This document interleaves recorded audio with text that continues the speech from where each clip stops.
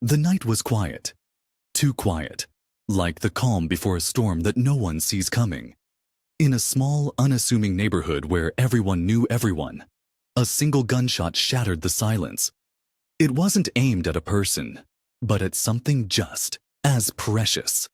A loyal black Labrador named Max, who had been sitting on the porch of his owner's home. Max wasn't just a dog. He was family. His owner, Marcus, a man who kept to himself and rarely spoke to anyone, had raised Max from a puppy to Marcus. Max was the only living thing he trusted in a world that had given him every reason not to. But tonight, that trust was broken in the worst way possible. The gunshot echoed through the streets, and by the time Marcus rushed outside, it was too late. Max was gone, his lifeless body lying on the cold concrete. Marcus knelt beside him, his hands trembling, his heart pounding with a rage he hadn't felt in years. He didn't cry. He didn't scream.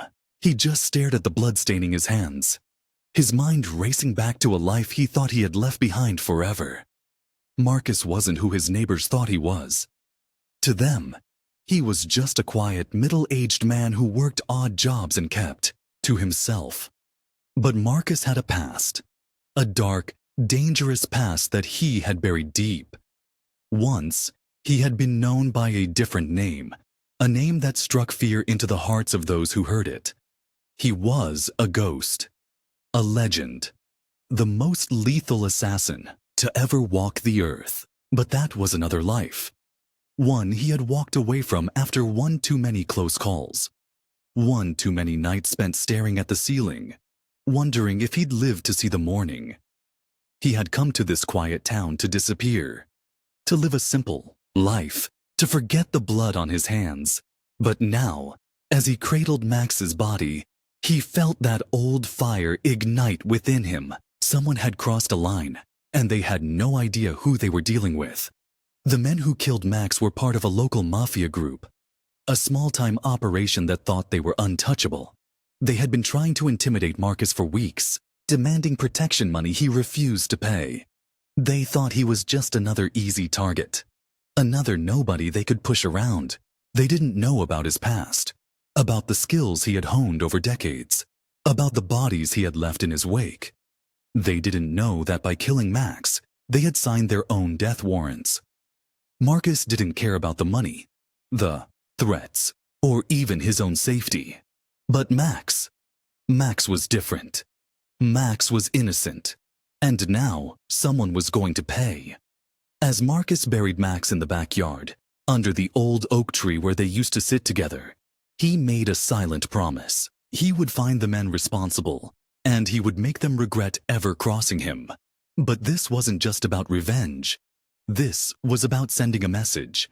The Mafia had awakened a sleeping giant, and they were about to learn the hard way that some men are far more dangerous than they appear. Marcus didn't need weapons, or backup, or even a plan. All he needed was his rage, his skills, and the darkness he had spent years trying to outrun. The next morning, Marcus disappeared. His neighbors noticed his absence, but no one thought much of it. They didn't see the glint in his eye as he packed a small bag, or the way his hands moved with precision as he loaded a gun he hadn't touched in years. They didn't see the map spread out on his kitchen table, marked with locations he had circled in red. And they certainly didn't see the list of names he had written in a small notebook, each one crossed off with a single, deliberate stroke. Marcus was a man on a mission, and nothing was going to stop him. But as he stepped out into the night, a shadow among shadows, he couldn't shake the feeling that this was just the beginning. The Mafia had made their move, and now it was his turn. But what they didn't know, what they couldn't possibly know, was that Marcus wasn't just coming for them. He was coming for everything they had, everything they loved, and everything they thought was safe. And he wouldn't stop until the streets ran red with their blood. But even Marcus couldn't have predicted what would happen next. As he closed in on his first target, he realized that this wasn't just about Max anymore. There was something bigger at play, something darker, something that went far beyond a simple act of revenge. The Mafia had secrets, secrets they would kill to protect. And Marcus was about to uncover them all. But with every step he took, every move he made, he could feel the walls closing in. The Mafia wasn't the only one with something to lose, and Marcus was about to find out just how far they were willing to go to keep their secrets buried. The game had changed, and now, it wasn't just about who would win. It was about who would survive. And as Marcus stood in the shadows, watching his first target through the scope of his rifle, he couldn't help but wonder if he had made a mistake. Because sometimes, the deadliest predator isn't the one you see coming. It's the one you never even knew was there. Marcus's finger hovered over the trigger, his breath steady, his heart calm. Through the scope of his rifle, he could see his target, a man named Victor, one of the low-level enforcers for the Mafia. Victor was laughing, leaning against a car, smoking a cigarette like he didn't have a care in the world. He didn't know he was being watched. He didn't know that his life was about to end. But just as Marcus was about to pull the trigger, something stopped him. A memory, not of Max, but of the life he had left behind. The life he had sworn never to return to. He lowered the rifle, his jaw tightening.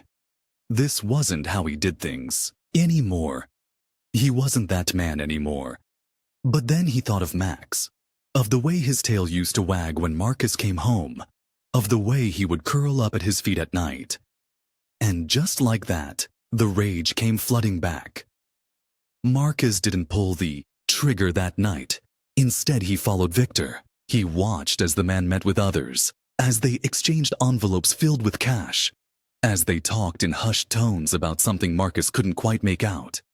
He stayed in the shadows, moving like a ghost, just like he used to. And as he watched, he began to realize that this wasn't just some small-time operation. There was more going on here than he had thought.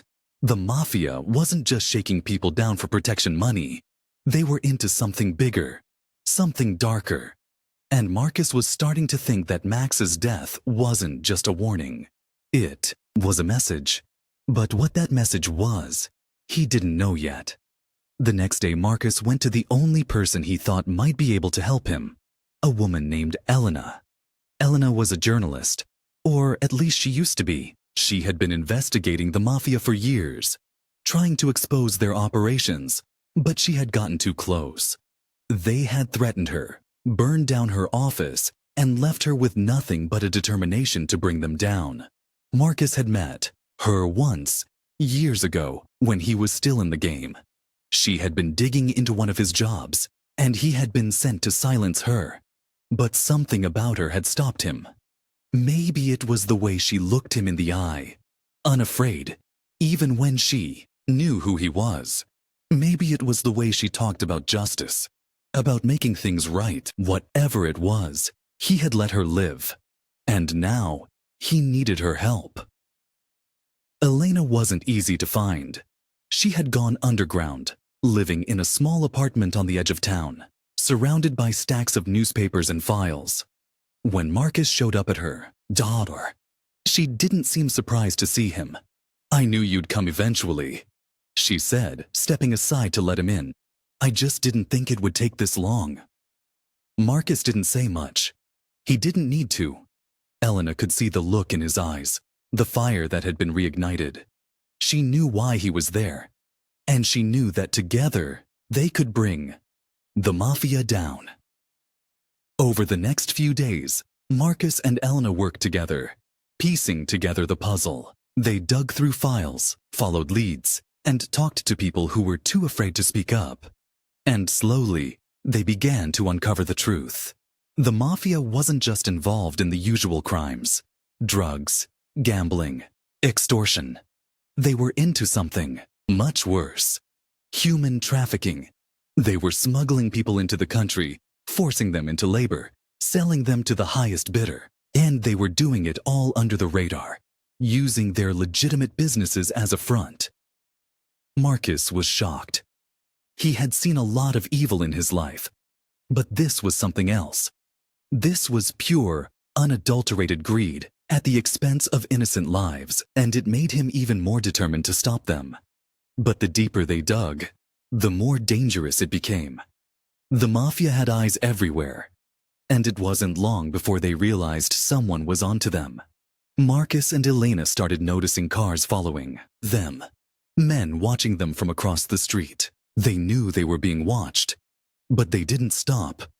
They couldn't. They were too close. And then, one night, as they were leaving Elena's apartment, they were ambushed. A group of men jumped them, dragging them into an alley. Marcus fought back, taking down 2 of them before he was overpowered. Elena screamed, struggling against the man holding her. But it was no use. They were outnumbered. Just when it seemed like it was all over, a shot rang out. One of the men fell, then another. Marcus looked up to see a figure standing at the end of the alley, a gun in hand. It was a woman, tall and lean, with dark hair and piercing eyes. She moved quickly, taking down the rest of the men with precision. When it was over, she lowered her gun and walked over to Marcus and Elena. "You're lucky I was in the neighborhood," she said, her voice calm but cold. Marcus recognized her immediately. Her name was Sophia, and she was one of the best assassins in the business. They had crossed paths before, back when Marcus was still in the game. He had always respected her, even if they had been on opposite sides more often than not. But what was she doing here? Sophia didn't stick around to explain. She just handed Marcus a piece of paper with an address on it. "If you want to take them down, you'll need more than just the 2 of you," she said. "Meet me here tomorrow night, and don't be late." Then she was gone, disappearing into the night as quickly as she had appeared. Marcus looked down at the address, his mind racing. He didn't know what Sophia was up to, but he knew one thing. She didn't do anything without a reason, and if she was involved, this was bigger than he had thought. The next night, Marcus and Elena went to the address Sophia had given them. It was an old warehouse on the outskirts of town, abandoned and crumbling. They walked inside, their footsteps echoing in the empty space. And then they saw her. Sophia was standing in the middle of the room, surrounded by a group of people. They were all different, men and women, young and old, but they all had one thing in common. They had all been hurt by the Mafia in some way. There was a man whose daughter had been kidnapped, a woman whose husband had been killed, a teenager whose family had been forced into debt. They were all there for the same reason, to fight back. Sophia stepped forward, her eyes locking with Marcus's. "This is it," she said. "This is where we make our stand. The Mafia thinks they're untouchable. They think they can do whatever they want, take whatever they want, hurt whoever they want. But they're wrong. We're going to show them that no one is untouchable, not even them." Marcus felt a surge of adrenaline. This was it. This was what he had been waiting for. But as he looked around at the group, at the determination in their eyes, he couldn't shake the feeling that this was just the beginning. The Mafia was powerful, and they weren't going to go down without a fight. And Marcus knew that when the dust settled, not everyone in this room would make it out alive. But there was no turning back now.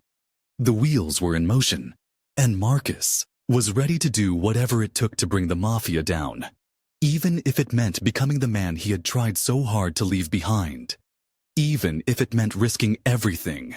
Because this wasn't just about Max anymore. This was about justice. And Marcus was going to make sure that justice was served, no matter the cost. But as he stood there, surrounded by strangers who had become allies, he couldn't help but wonder, what would it cost him in the end? And would it be worth it? Only time would tell. And time was running out.